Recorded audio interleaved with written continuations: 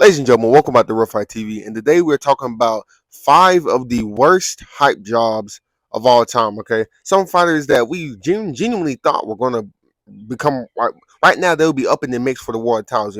Whether it's some of the women, some of the heavyweights, light heavyweights, guys like Johnny Walker.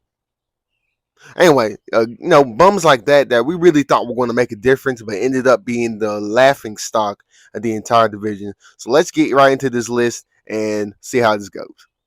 So first up, ladies and gentlemen, who is number 5 on this list, and his name is Super Sage Northcutt. Okay, and this guy, man, when I first saw this dude on UFC 2, I was like, dang, bro. I mean, the guy had, nothing weird, but the guy had the looks, he had the ability, he had the athleticism.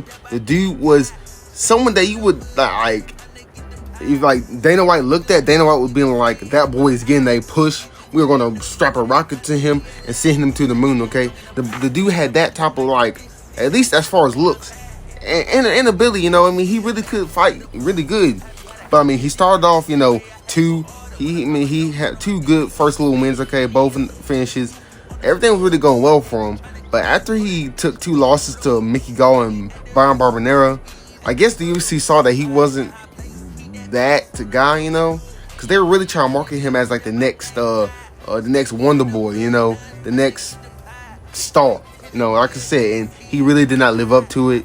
And then after he got cut from the UFC, he proved the UFC even more right by taking a fight that he was nowhere near ready and getting knocked out by a guy named Cosmo. I forgot his last name, but in ONE FC, he went to ONE FC, got knocked out by Cosmo, sent to the stratosphere. And just now recently came back and fought last year after taking like a 3-year layoff. And then he fought and then he tried to fight this year, but his fight got canceled, so he might be trying to get another fight regardless. His as far as the rest of the people on this list, his record, which stands at I think 12-3 overall. It wasn't that bad, he had 6 wins in the UFC. 2 losses. It was not that bad. He had a good little run in the UFC, but he was not the moneymaker that Dana thought he was going to be. Next up, ladies and gentlemen, we got this straight up bum, probably the biggest bum of the entire women's division in history. She better be lucky that I got other people worse than her on this list, because otherwise I would put her at the very top. But Paige, Pocket Rocket Van Zant, she came into the UFC, okay. 3 straight victories. Dana White, you would expect, okay, she had the look, she had the it factor that Dana White was looking for, okay. But listen, okay, the girl just did not have the dog in her, okay. She wanted to be a model more than be an actual fighter, okay. And in this business, being pretty ain't getting you shit, okay. They ain't doing nothing, okay. Because listen, first of all, this woman is an absolute. I'm gonna hold back my words for this piece of shit. But listen, if I'm being honest, okay, I gotta give her credit. She did start off pretty good, okay. But she fought a couple of cans, obviously, like Alex Chambers. But then she fought Thug Rose. Thug Rose pulled out the Glock. She shot her in the face 15 times, sent her on her way with a nice 5th round submission. And then after that, she came back after doing what she really wanted to do, Dancing with the Stars. And after she finished Dancing with the Stars, she came back and got a really good head kick knockout against Beck Rollins, which is probably her only legitimate victory in the UFC. After that, though, Michelle Waterson, okay, Jessica Rose Clark, Amanda Ribas, okay, 2 of the women I had never even heard about beat her, okay. Someone that was projected to be a star in the women's division, and at this point she moved up too. And again, Michelle Waterson finished her in the 1st round. Amanda Ribas finished her in the 1st round, and she got 1 victory, but that was hollow because right after that she got packed home and left the UFC with a 5-4 record. It was very disappointing. And I really believe at a certain point Paige Van Zant was more focused on being a model than an actual damn fighter.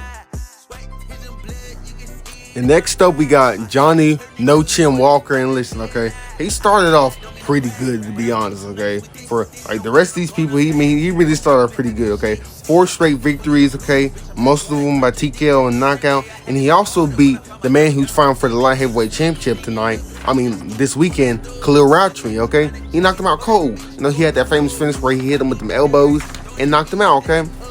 And the reason I put Johnny at number 3 because he genuinely started off really well. And he in last year he came back. He seemed to be back on track with a 3-fight win streak, But regardless, this dude is a guy that he took his first loss to Corey Anderson, Nikita Krylov. We're like, oh man, he's a rookie mistakes. He'll get back at it, right?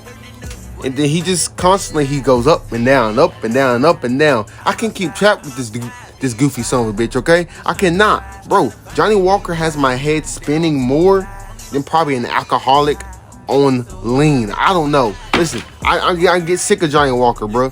He loses to a guy like Volkan Ozdemir, right? But then, he'll be the dude like Khalil Roundtree. Like, what? Like, he's literally the Michael Johnson of this division, I believe, okay? And not to mention, Ankalaev made him his son, okay? He beat that boy worse than a husband did to his wife in the 70s, bro. I swear to God. My right-handed guy, I swear to God. Johnny Walker is Magomedov's legal son.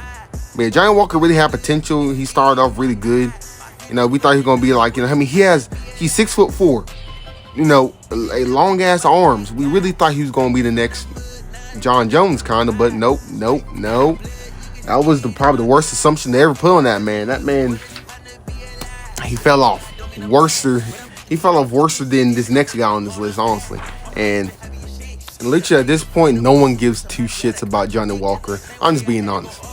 But anyway, ladies and gentlemen, we got the second man on this list that was probably one of probably the biggest hype train derailed in years, This guy was probably like the best character to use in UFC 3, okay? He had a 4-fight win streak. He was training with Charles Oliveira. He was literally dangerous, man.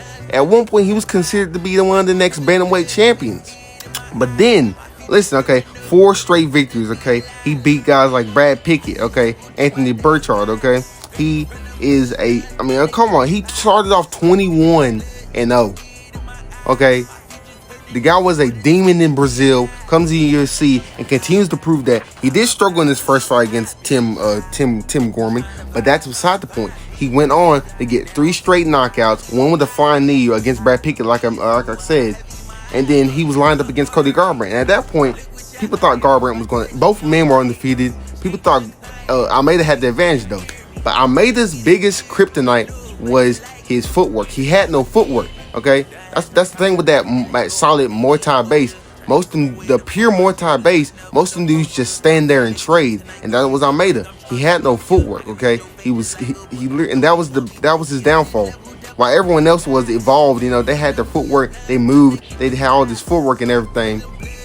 Or if he fought someone who could match him in power like Garbrandt or Rob Font, it would just happen, man. He would get finished, he would get stopped, he would get hurt because he would not move. He couldn't move, man. It just, that was Almeida's downfall, man. As long as he fought guys that were willing to stand there and bang with him, he had a good chance to win. But if he fought someone with a little bit more technical prowess than him, he was going to end up getting finished probably.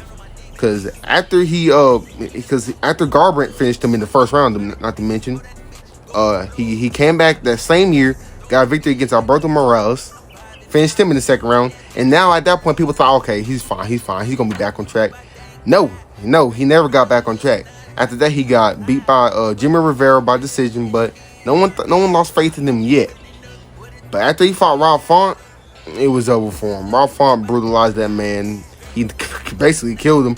Because after that, Jonathan Martinez beat him up, just easy. It wasn't even, he was a shell.